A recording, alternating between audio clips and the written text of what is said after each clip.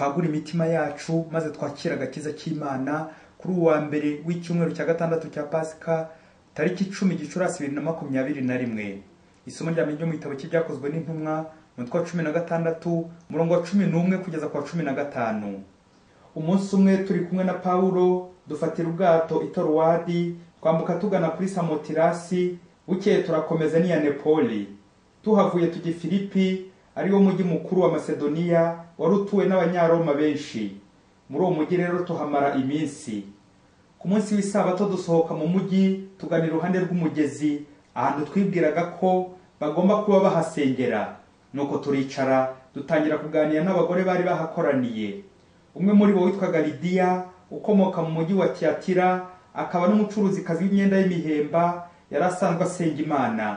Nuko atega amatwi kuko Nyagasani yamuhaye umutima wo kwita ku byo Paulo yavugaga, ngo amare kubatizwa kimwe nabo mu rugo rwe bose. Aratwinginga ati, nimubona koko nemera Nyagasani nimuze mucumbiki wanjye. Niko kuduhatira kubyemera. Iryo ni ijambo ry'Imana. Zaburi ni 149. Uhoraho ashimishwa n'umuryango we. Nyagasani Yesu nabane namwe. Amagambo mu Ivanjili ntagatifu Yesu Kristo uko yanditswe na Yohani umutwe wa 15 umurongo 26 kugeza kwa 27, n'umutwe wa 16 umurongo wa 1 kugeza kwa 4. Muri icyo gihe Yesu agiye kuva kuri isi ngo asange se, abwira abigishwa be ati, umuvugizi nzaboherereza aturutse kuri Data, Roho nyir'ukuri ukomoka kuri Data, naza azambera umugabo. Namwe rero muzambera abagabo kuko twabanye kuva mu ntangiriro. Mbibabwiye ngira ngo ejo mudatsitara. Bazabaca mu masengero. Ndetse n'igihe kirageze maze uzabica wese azibwire ko yubashye Imana. Ibyo bazabibagira babitewe nuko batamenye Data, nanjye ntibamenye.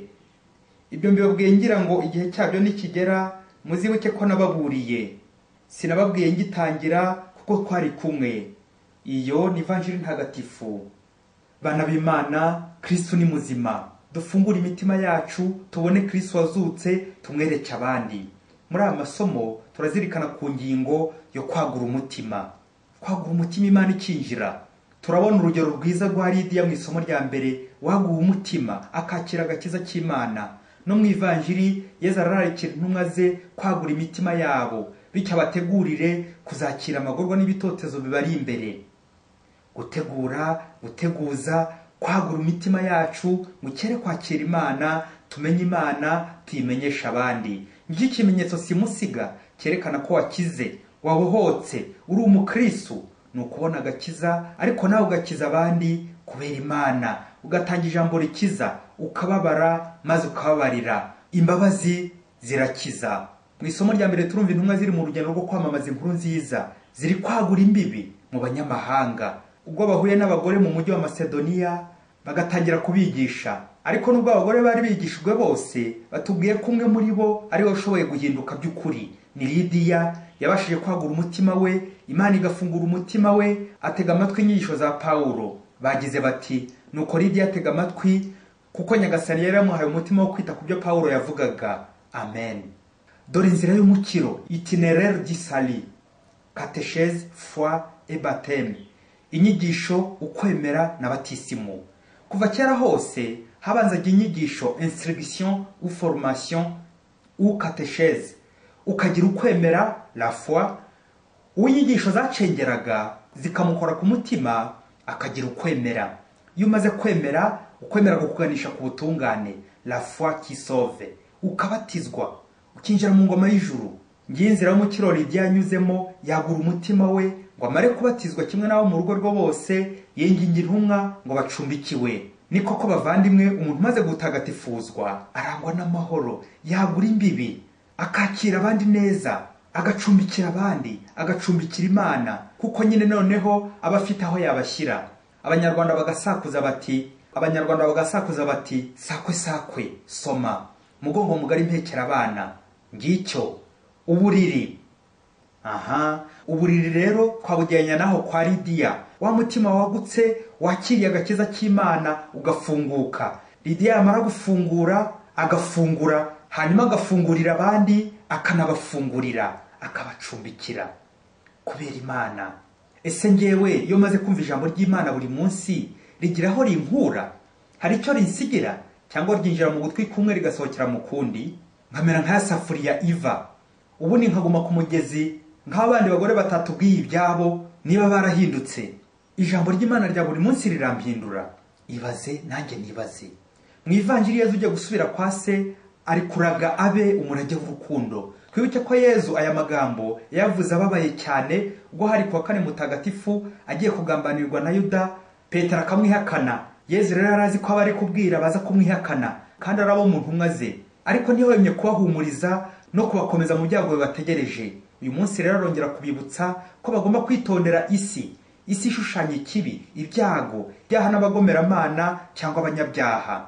Yezu rero arasaba intumwa ze kuzamubera abagabo ubwo bazaba bafite Roho Mutagatifu bayobora. Yezu kandi abaye bateguza hakiri kare ubuyobe bugiye kwaduka bwo kubeshyera Imana, ati bazabaca mu masengero ndetse n'igihe kirageze maze uzabica wese azibwire ko yubashye Imana.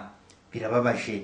Natwe bavandimwe Yezu aratuburiye, dore ko umukristo aruhora ari ku rugamba rwa buri munsi, ahanganye n'ikibi, ahanganye n'amagorwa, ahanganye n'ingeso mbi zimuboha umutima zikazibya umutima we. Yezu akadusaba kwagura, gufungura no kumurangamira ngo abone uburyo atuburira buri munsi n'ibidutegereje byose. Ni koko ukunda umugira inama ukamuyobora. Yamvugo y'Ikilatini igira iti qui ben amat ben castigat, mu Gifaransa qui aime bien châtie bien. Ukunda uramukosora, uramuburira, umugira inama,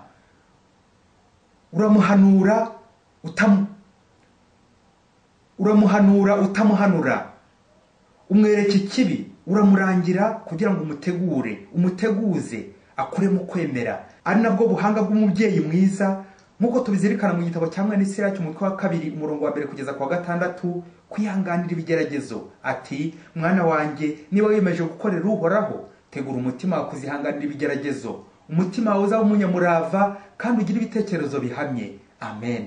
Urakoze Mwene Siraki. Natwe bavandimwe, Imana ishyira ku nzira yacu buri munsi ibimenyetso bituburira, bidusaba kwagura umutima ngo turusheho gufunguka no kwirangamira. Ku ruhande rumwe umukristo akaba umubyeyi wagura umutima ku bana be nkuko Yezu yagenjereje intumwa ze.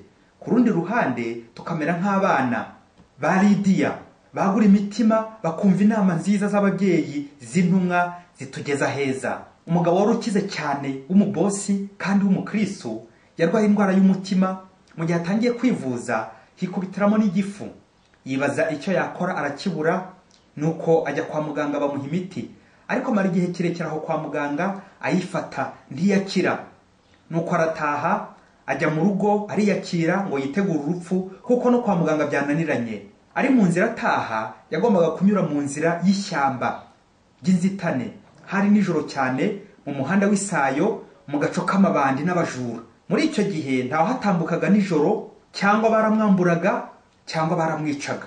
Nuko umugabo ari gutahagira ibyago yaratwaye imodoka imupfiraho mu nzira muri iryo joro. Yibaza uburyo agiye gupfa atishwe na za ndwara ahubwo n'amabandi. Nuko agiye kubona abona haje umugabo, atangira gucukura umuhanda atunganya neza inzira agira ngo afashe wa mugabo wari uri mu modoka kugira ngo iyo modoka yikure mu isayo. Abonye bimunaniye ahamagara abagenzi be ba Kigingi ngo baze bamufashe gukura iyo modoka mu isayo. Wa mugabo atangira kugira ubwoba ngo noneho ngo hamagaye bene wabo ngo baze bamurangize ngo bamwice. Bamaze kuza ya modoka yaje kuva mu isayo, wa mugabo atangira kubahemba. Mbere yo gukomeza urugendo abwira wa Kigingi mukuru ati ngiye kuguhemba rero wowe bishimishije kuko ndokoye bikomeye, tujyane iwanjye njye kuguhemba. Kigingi arabyemera, bajyana mu modoka ntawe uziranye n'undi. Nuko bugiye gucya hatangiye kubona wa mubosi arebye wa Kigingi asanga n'umuturanyi we bari baramureze kera ko yamwibye. Umubosi agateza ibintu bye byose arabifatira. Nuko umuturanyi abonye ko boss agiye kumufungisha baramubeshyeye azira ubusa, dore ko nta bintu yari agifite, ahita arahunga ajya kwangara n'umugore we n'abana. Ubwo hari hashize nk'imyaka 10 barahunze umuturanyi wabo. Ubwo boss yararakaye cyane bikomeye uburyo umuturanyi amucitse atamufungishije, agakomeza amushakisha ngo mpaka azamufungishe. Rero uyu mugabo akimara kubona uburyo Kigingi amutabaye akamukiza urupfu akamukura mu isayo, akamukura mu menyo y'amabandi, ahita arapfukama asaba wa kigingi imbabazi. Nuko aramubwira ati, urandokoye kandi igihe nari ngiye gukuroha, none ndagusabye imbabazi ngo ugaruke ngusubize ibyana narafatiriye byose. Ndabigusubiza, wongere ugarure umugore n'abana, muture hafi yanjye, mubeho neza, ntimuzongere kwangara. Wa muturanye amaze kongera gutuzwa, we n'urugo rwe babaho neza. Guhera ubwo bose wari witegura urupfu rwa za ndwara yararwaye, yongeye kuribwa, ari umutima ari igifu, yumva arabohotse, yumva yakize.